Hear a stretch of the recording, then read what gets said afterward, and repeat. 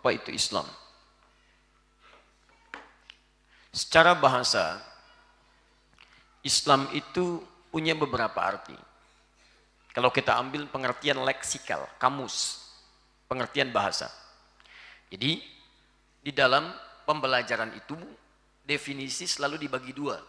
Pengertian selalu terbagi dua. Ada pengertian umum kebahasaan, ada pengertian khusus sesuai istilah yang tengah dikaji.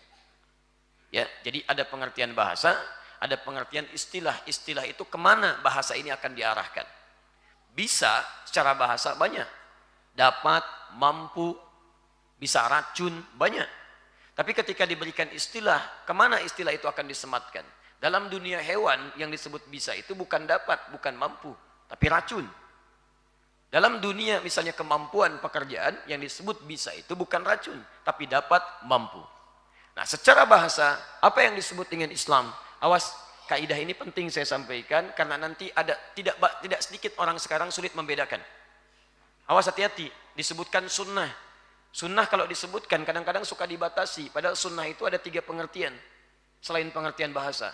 Pengertian fikih, pengertian hadis, pengertian usul fikih. Jadi kalau ditanyakan tentang pengertian A, ditanya dalam pengertian apa itu akan dibahas. Islam secara bahasa setidaknya punya 3 arti. 1, tunduk, patuh. Tunduk, patuh. Aslama yuslimu islaman, sifat yang tunduk, patuh. Islam, kenapa disebut Islam? Orangnya disebut Muslim, karena seseorang kalau sudah masuk Islam, maka dia berikrar untuk patuh dan tunduk pada ketentuan Allah Subhanahu wa Ta'ala. Jadi kalau Anda sudah mengatakan saya Islam, saya Muslim, tapi tidak patuh pada ketentuan Allah, maka ada yang salah dalam keislamannya. Ada yang tidak tepat. Karena itu nanti kita akan lihat ketika Allah menyebutkan tentang Islam, Nabi menafsirkan Islam, maka di situ akan berbentuk ujian-ujian kepatuhan kita kepada Allah Subhanahu wa Ta'ala. Nanti kita akan lihat.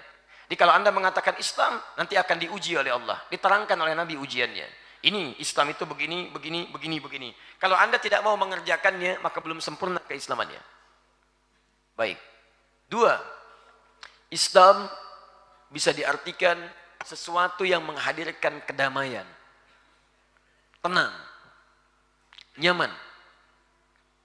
Jadi kalau Anda sudah berislam sampai dengan hari ini, tapi mohon maaf, belum mendapatkan ketentraman, kedamaian, ketenangan, ada yang belum sempurna dalam keislaman kita.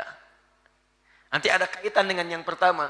Kalau Anda bisa patuh kepada Allah, mengerjakan semua tuntunannya, maka akan melahirkan bagian kedua. Tenang, damai, tentram. Tenang dalam kegelisahan dunia, damai dalam urusan dunia, dan bahagia dalam urusan akhirat. Nanti kita akan lihat. Jadi kalau Anda belum bisa mendapatkan ketenangan, kedamaian, kenyamanan, mungkin kepatuhan kita kepada Allah itu yang kurang. Bukan Anda kurang hebat sehingga belum mencapai apa yang Anda harapkan dalam urusan dunia.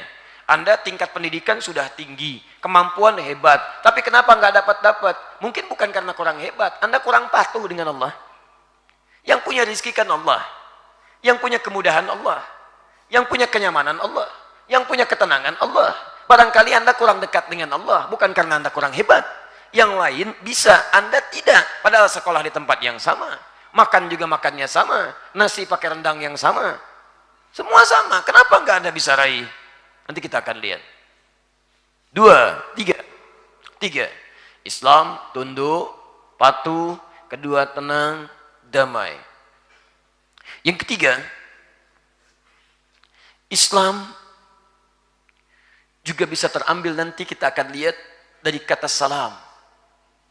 Kebahagiaan tertinggi yang diraih. Kebahagiaan tertinggi yang diraih. Jaminan kebahagiaan.